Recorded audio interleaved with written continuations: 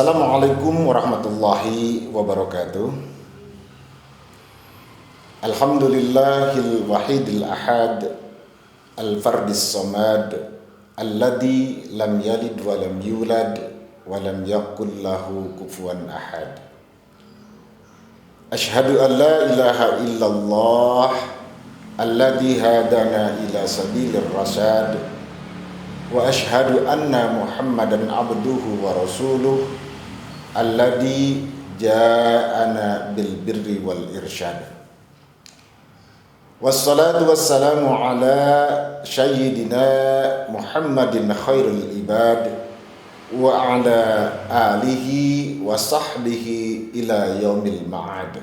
Saudara-saudara, pada kesempatan ini saya akan mencoba menyampaikan persoalan komunikasi yang mungkin akan bermanfaat. Ini dipandang penting karena memang komunikasi menjadi salah satu di antara alat yang akan mengantarkan kita pada sebuah kesuksesan. Dan saya akan mencoba membangun dan juga menguraikan sebuah topik dengan bahasan membangun komunikasi sosial empatik. Di dalam kehidupan kita seringkali abai untuk mencoba memperhatikan komunikasi kita, karena komunikasi dipandang sebagai sesuatu yang biasa-biasa saja, bahkan terlalu familiar dalam kehidupan kita. Maka kita tidak pernah mencoba untuk mengusahakan memperhatikan bagaimana komunikasi kita di tengah-tengah kehidupan sosial. Apa yang penting kita kedepankan ketika kita berada di tengah-tengah masyarakat, padahal kita tahu semua kawan-kawan akan melakukan interaksi dengan masyarakat. Kawan-kawan akan mencoba bertukar pikiran dengan masyarakat. Kawan-kawan juga akan berbagi perasaan dengan masyarakat. Dan semua itu pada dasarnya disebut sebagai komunikasi. Makanya dalam hal ini bisa saja kita katakan komunikasi yang dimaksud adalah merupakan pertukaran pikiran dan perasaan antara kita dengan masyarakat. Komunikasi terjadi di mana-mana. Bisa di kantor, di kampus, di rumah, di tempat ibadah, bahkan di warung kopi sekalipun. Karenanya komunikasi melibatkan banyak pihak. Komunikasi melibatkan siapapun, kapanpun, dimanapun, dan pada peristiwa apapun. Dan ketika kita berbicara tentang komunikasi, kita juga harus mencoba memahami bahwa komunikasi itu pada dasarnya merupakan sebuah peristiwa, baik sebagai peristiwa intrapersonal maupun sebagai sebuah peristiwa sosial. Komunikasi disebut sebagai peristiwa intrapersonal karena dalam proses komunikasi kita mau tidak mau dengan siapapun kita bicara, dimanapun kita berbicara, dan dengan siapa dan dalam kondisi apapun kita berinteraksi dengan mereka, pasti akan melibatkan diri kita. Dan ketika terjadi komunikasi dengan diri kita, itulah yang disebut sebagai komunikasi intrapersonal. Dan tak kala ketika terjadi interaksi dengan masyarakat, itu disebut sebagai peristiwa sosial. Makanya saya sampaikan bahwa komunikasi itu bisa kita sebut sebagai sebuah peristiwa intrapersonal yang juga disebut sebagai sebuah peristiwa sosial. Ada beberapa hal yang nampaknya perlu kawan-kawan cermati. Mengapa kita berkomunikasi? Untuk apa kita berkomunikasi? Termasuk apa sih manfaatnya? Tentu ini menjadi sangat penting. Karena komunikasi dilakukan oleh Anda, komunikasi dilakukan oleh kita, adalah untuk memperoleh dan juga memberikan pesan dan juga kepuasan baik pada diri kita maupun pada mereka yang berinteraksi dengan kita. Yang kedua, komunikasi dilakukan untuk saling memahami. Dengan begitu akan terbentuk sebuah komunitas, dengan begitu akan terbentuk sebuah teamwork yang diharapkan lebih produktif. Tanpa ada komunikasi, mungkin di antara kita masih akan menyebutkan kamu dan aku. Padahal ketika kita berinteraksi dengan mereka, hilangkan keakuan dan hilangkan kekamuan. Yang ada harus menjadi kami. Ketika kawan-kawan berada di tengah-tengah masyarakat, hilangkan kekakuan kita sebagai mahasiswa. Hilangkan kekakuan kita agar kita tidak merasa menjadi aku, tetapi berasimilasi, kemudian melakukan akulturasi, dan kita berinteraksi sudah tidak dalam sekat-sekat psikologis, karena yang dimunculkan adalah kami. Itu menjadi sangat penting agar dalam proses interaksi tidak terus mempertahankan persepsi kita masing-masing, dan persepsi akan seringkali mendukung terbentuknya sebuah perspektif. Jika di dalam interaksi kita selalu mengedepankan perspektif kita, maka sampai kapanpun tidak akan terbangun sebuah komunitas, sebuah teamwork, sebuah kerjasama yang lebih optimal, karena semuanya berdasarkan perspektif masing-masing. Yang ketiga, mengapa kita berkomunikasi? Paling tidak, komunikasi dilakukan untuk memperoleh posisi manusiawi. Komunikasi yang harus kita gunakan untuk memanusiakan manusia. Komunikasi yang kita gunakan untuk memposisikan manusia secara pribadi. Komunikasi yang kita gunakan agar mereka merasa puas ketika berinteraksi dengan Anda. Ini penting.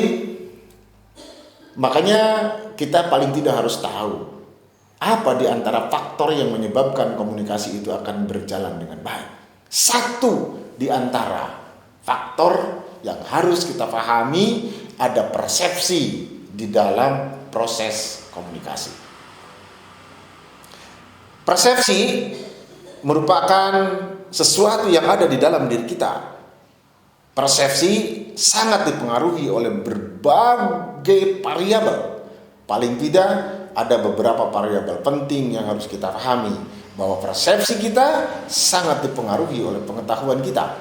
Persepsi kita sangat dipengaruhi oleh kebutuhan kita. Persepsi kita sangat dipengaruhi oleh pengalaman kita, dan persepsi kita akan sangat dipengaruhi oleh keyakinan kita. Tentu pengalaman, pengetahuan, kebutuhan, dan keyakinan kita yang terbatas akan membatasi persepsi kita. Makanya jangan merasa bahwa persepsi kita yang paling benar, sehingga perspektif kita dipandang oleh diri kita yang paling benar, dan itu membuang peluang untuk mencoba merasakan apa yang dirasakan oleh orang lain dan apa yang dipikirkan oleh orang lain. Ketika kita berkomunikasi tidak dengan persepsi yang baik, maka tidak akan membangun sebuah proses komunikasi yang baik. Dan untuk menjadi komunikator yang baik, kita harus paham betul bahwa persepsi pada dasarnya sesuatu yang relatif. Makanya kita harus senantiasa mendialogkan persepsi yang kita miliki agar keakuan kita tidak menjadi tinggi, dan juga agar kita tidak memandang rendah pada yang lain. Komunikasi ini sangat dipengaruhi oleh persepsi kita, dan perspektif itu akan membentuk perspektif kita. Makanya ini menjadi sangat penting ketika kawan-kawan nanti berada di lapangan. Yang kedua, ketika kita berbicara tentang persepsi ini, kawan-kawan ketika berada di tengah-tengah masyarakat harus jeli memanfaatkan persepsi kita. Karena persepsi akan membangun kita menjadi komunikator-komunikator yang empatik. Dengan persepsi, komunikasi yang akan kita bangun adalah komunikasi yang empatik. Karena ketika persepsinya bagus, maka empati kita akan menjadi bagus. Tatkala ketika kita berempati dengan bagus kepada partisipan komunikasi kita, maka setidaknya kita tidak akan memandang diri kita paling benar. Dan ketika itu hilang dari keakuan kita, maka kita akan selalu berupaya merasakan apa yang dirasakan oleh orang lain dan memikirkan apa yang dipikirkan oleh orang lain. Itu menjadi modal penting ketika kita berkomunikasi sosial. Ini menjadi penting. Tolong digaris bawahi.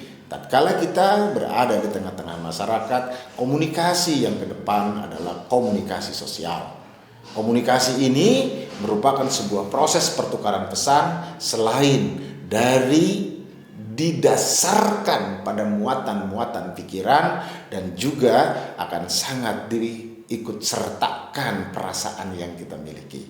Makanya tadi di awal saya katakan, komunikasi pada dasarnya merupakan pertukaran pikiran dan juga perasaan.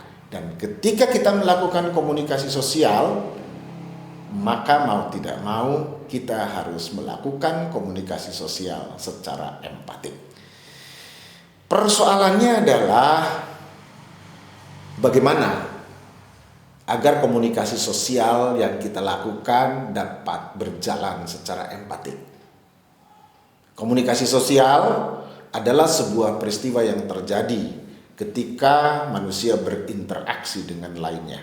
Kualitas interaksi manusia dengan sesamanya akan sangat dipengaruhi oleh kualitas komunikasinya. Dan kualitas interaksi seseorang dapat ditingkatkan dengan cara meningkatkan kualitas komunikasinya.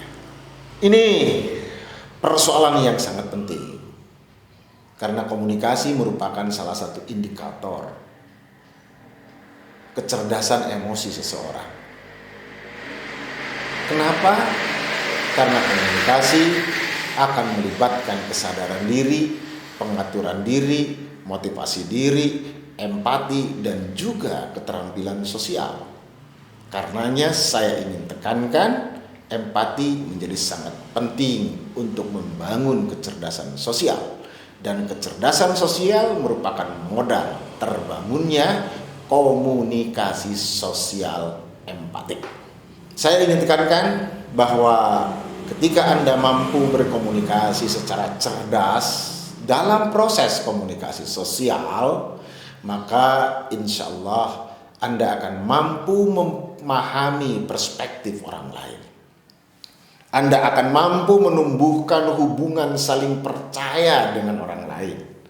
Serta dengan komunikasi sosial yang empatik, maka persoalan-persoalan yang akan mengganggu, yang menjadi noise dalam komunikasi sosial Anda, itu akan sedikit demi sedikit menjadi cair, dan pada akhirnya akan terjadi komunikasi yang efektif. Ada beberapa kiat yang harus kawan-kawan pahami ketika berada di tengah-tengah masyarakat, khususnya ketika kawan-kawan melakukan komunikasi sosial empatik. Yang pertama, kawan-kawan harus memiliki keterampilan sosial, dan keterampilan sosial itu harus didasarkan pada beberapa hal. Di antaranya, kawan-kawan harus mampu mengelola emosi dengan baik ketika berhubungan dengan orang lain. Yang kedua, kawan-kawan harus cermat membaca situasi dan jaringan sosial. Yang ketiga, kawan-kawan ketika melakukan berinteraksi, tolong jangan hanya mengandalkan pikiran, tetapi juga harus menyertakan perasaan. Dengan begitu, kawan-kawan akan terampil mempengaruhi orang lain, membangun opini untuk orang lain, memimpin orang lain, dan juga mengikut sertakan orang lain dalam kegiatan-kegiatan yang dibuat atau disusun oleh kawan-kawan. Satu hal yang mungkin tidak boleh terlewatkan, karena dengan perkembangan teknologi komunikasi sekarang, sejak akhir abad 21, internet menjadi bagian yang membangun peradaban dalam komunikasi, sehingga terbangun ada yang disebut dengan komunikasi virtual. Komunikasi virtual paling tidak bisa kita sebutkan sebagai sebuah proses komunikasi bermedia yang di dalamnya menyertakan internet. Salah satu di antara komunikasi virtual yang banyak digunakan di tengah-tengah masyarakat adalah media sosial. Saya ingin pesankan pada kawan-kawan, sebagai bagian dari kasih sayang saya pada kawan-kawan, cerdas-cerdaslah menggunakan media sosial. Karena perlu kita ketahui bahwa media sosial benar-benar memiliki kekuatan dan juga memiliki potensi untuk mencoba membangun opini. Tetapi jangan lupa, ketika kita salah membangun pesan di dalam media sosial, akibatnya terlalu berat. Selain karena sudah ada undang-undang ITE, kita juga akan berhadapan dengan orang lain yang sama-sama menjadi pengguna media sosial. Kawan-kawan jangan terjebak oleh pikiran yang kita miliki. Kawan-kawan jangan terjebak oleh perspektif yang kita punyai. Kawan-kawan jangan terjebak oleh predikat yang melekat dalam diri. Tidak karena sebagai mahasiswa kemudian kawan-kawan merasa bangga dan paling hebat, tetapi kawan-kawan harus mencoba memahami ketika berbicara dengan siapa, di mana, dan menyatakan tentang apa. Cerdaslah dalam menggunakan media sosial. Media sosial bisa menjadi sebuah media yang berpengaruh baik ketika kita menggunakannya dengan benar dan baik. Tetapi juga media sosial yang kita gunakan akan menjadi sebuah malapetaka jika kita sebagai penggunanya tidak menggunakan media sosial dengan cerdas. Saya ingin menyampaikan semoga kawan-kawan sukses. Tidak ada yang akan menjadikan kawan-kawan sukses kecuali kawan-kawan. Jangan titipkan kesuksesan kawan-kawan kepada orang lain. Karena pada dasarnya setiap orang akan mensukseskan dirinya masing-masing. Wal afu minkum, wassalamualaikum warahmatullahi wabarakatuh.